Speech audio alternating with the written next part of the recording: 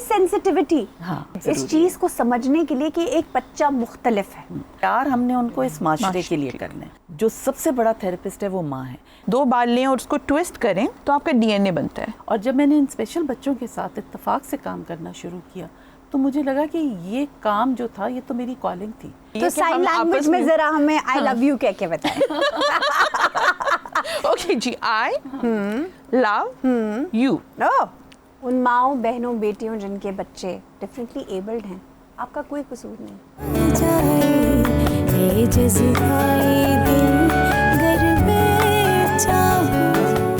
आज हम differently abled बच्चों के बारे में बात करें। मेरे साथ डॉक्टर फरिया मौजूद हैं और मेरे साथ मिस समरीना मौजूद हैं। थोड़ी सेंसिटिविटी, थोड़ी सी इमोशनल, जैसे कहते हैं ना, सेंसिटाइजेशन बहुत इस चीज़ को समझने के लिए कि एक बच्चा मुख्तलिफ है।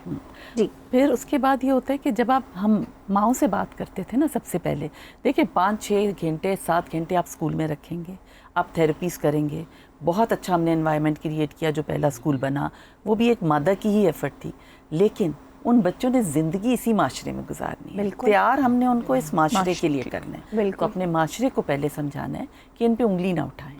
तो जब माँ बाप आते हैं और परेशान होते हैं कि कहते हैं मैंने देर कर दी, मैंने इसको नहीं सिखाया, मैं गलत हूँ, तो उनको ये हौसला दिया जाता है कि आप गलत नहीं हैं। जो सबसे बड़ा थेरेपिस्ट है वो माँ है।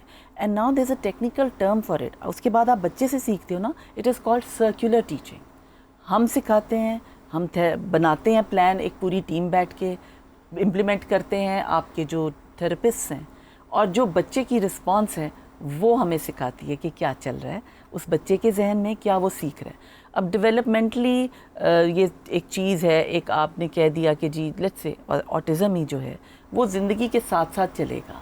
एक वो वे ऑफ लिविंग हम उसे कहते हैं, एक ऑटिज़म कल्चर है वो। उसको अगर आपने कबूल कर लिया तो आप उस बच्चे को एक ऐसा एनवायरनमेंट दे देंगे जो कि वो बड़ा होने तक, प्रोफेशनली ट्रेन होने तक करे। लेकिन पहला कदम माँ बाप का है। उसके बाद माँ बाप ने अपने पूरे ख़ानदान को समझाना है कि जी मेरे बच्चे को शोर से मसला है, तो अगर वो चीख मारे तो आप घबराएं नहीं।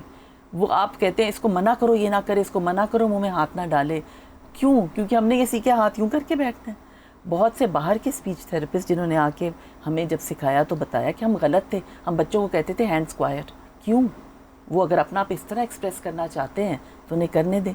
एक बहुत खूबसूरत वीडियो मैंने देखी एक ब्रिटिश एक्ट्रेस की, जिसने ऑटिज़म डे पे वो वीडियो लॉन्च की। बिल्कुल एक ऑटिज़म वाला बच्चा बन के वो एक मॉल में जाके बैठ गई, और जैसे बच्चे यूं यूं करके अपने आप को, उनका थोड़ा ग्रेविटी का मसला होता है। मैं तफसील में जाऊंगी तो मैं बहुत ज़्यादा बता दूंगी, बट अपने आप को बैलेंस करने के लिए, इमोशनली रेगुलेट करने के लिए कभी कभी वो अपने हाथ फ्लैप करते हैं, मूव करते हैं खुद। बिल्कुल, ये उनका रॉकिंग मूवमेंट है। मैं अपने आप को रेगुलेट करने के लिए कभी कभी यूं करती हूँ। बहुत सारे लोग अपनी टांग हिलाते रहते हैं एंग्जाइटी को रिलीज करने के लिए। अब देखते हैं लोग बिला वजह अपनी टांग मूव करते रहते हैं, तो उनको पता भी नहीं होता कि वो ये काम कर रहे हैं। और जब आप उसकी टांग पे हाथ रखो तो उन्हें पता चलता है अच्छा ये चल रही थी। बिल्कुल।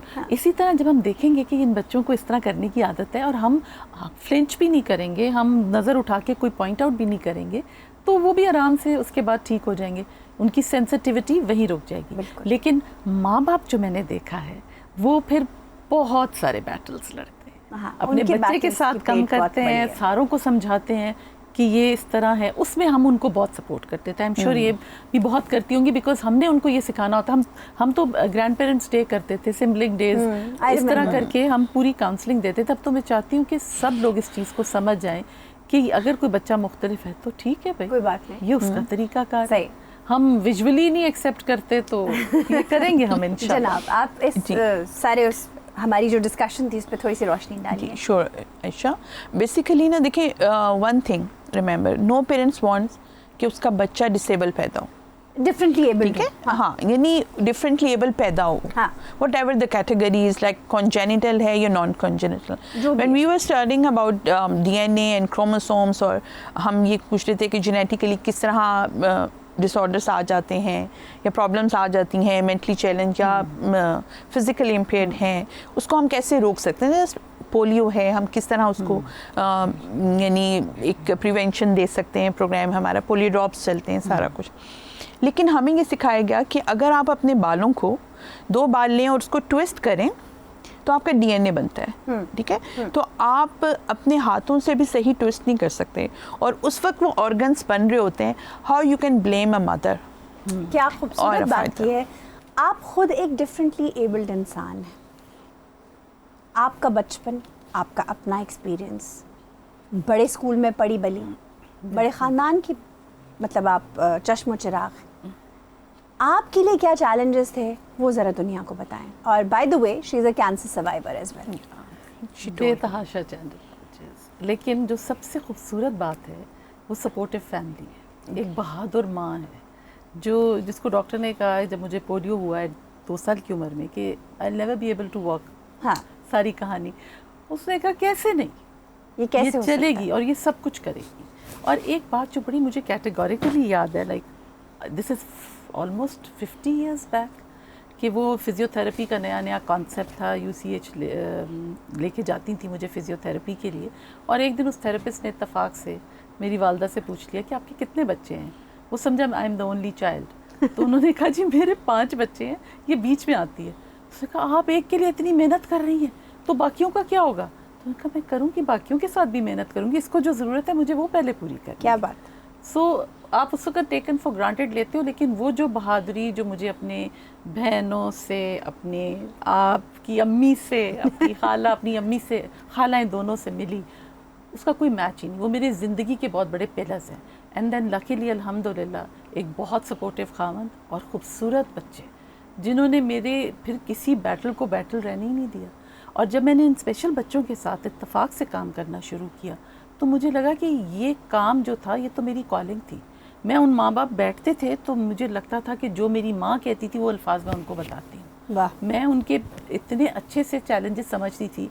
किस माँ को या किस बच्चे को अच्छा लगेगा कि आप चल के जा रहे हो और पीछे से आवाज़ आए हाय हाय बेचारी एडी सोनी हाय हाय, और आपका दिल करता मुड़ के मैनू नहीं फ़र्क पैंदा, व्हाट्स योर प्रॉब्लम। सही बात। लेकिन ये कॉन्फिडेंस भी तो माँ बाप ने दिया ना। माँ जहाँ पे आपकी फैमिली का सपोर्ट आ जाती है फिर आप एक खड़े हो जाते हो। एक्चुअली आपके एजुकेशनल इंस्टीट्यूट जहाँ आपने पढ़ाई की, उसकी सपोर्ट, आपके माँ बाप की सपोर्ट, एक्सटेंडेड फैमिली की सपोर्ट, सारी सपोर्ट्स बहुत मैटर करती हैं। बिल्कुल। I just want to add one thing, आपने बिल्कुल सही कहा। एजुकेशनल इंस्टीट्यूट बहुत सपोर्ट थी, बट बच्चे बहुत जालिम भी होते हैं। बिल्कुल होते हैं। और वो जालिम बच्चे आज से नहीं हमेशा से हैं। ऐसे है। और वो सारी चीज़ें इन स्पेशल बच्चों के साथ भी रहती हैं। हाँ। तो उनको जो सपोर्ट देनी है वो इस माइंडसेट से देनी है। अभी भी आप इंक्लूजन में बहुत मसले फेस करते हैं। मैं वहीं जाने वाली थी कि आप ये देखें कि बच्चों को ही सेंसिटाइज करना इतना बड़ा टास्क है, क्योंकि बच्चे ही, सेम एज ग्रुप के बच्चे ही इंक्लूसिव एजुकेशन में बहुत बड़ी हर्डल बन जाते हैं। बिल्कुल। और वो तब सीखते हैं जब पीछे से माँ बाप ने भी सीखा हो, जब पूरी सोसाइटी ने सीखा। बिल्कुल। वो चेंज तब आता है। डॉक्टर साहिबा, आप इंक्लूसिव एजुकेशन की तरफ हैं, ये बताएं कि बच्चों को कैसे सेंसिटाइज किया जाए कि वो अपने साथ जो डिफरेंटली एबल्ड बच्चे, क्योंकि जो ऑटिज्म के बच्चे हैं या जिनकी फिजिकल कोई डिफरेंट एबिलिटी है, उन बच्चों को तो आवाज़ें कसने वाले छोटे बच्चे ही होते हैं। उन्हें कैसे समझाएं कि बेटा ऐसे नहीं करना है।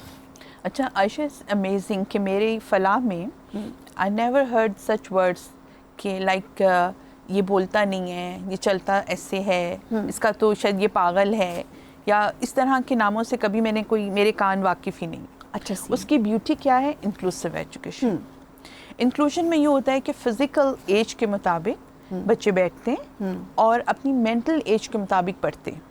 यानी कोई बहुत बड़ा फंडा नहीं है कि आप कहो कि ये बहुत डिफ़िकल्ट टास्क है। कोई रॉकेट साइंस। ह्यूमैनिटी खुद ही सिखाती है। क्या बात।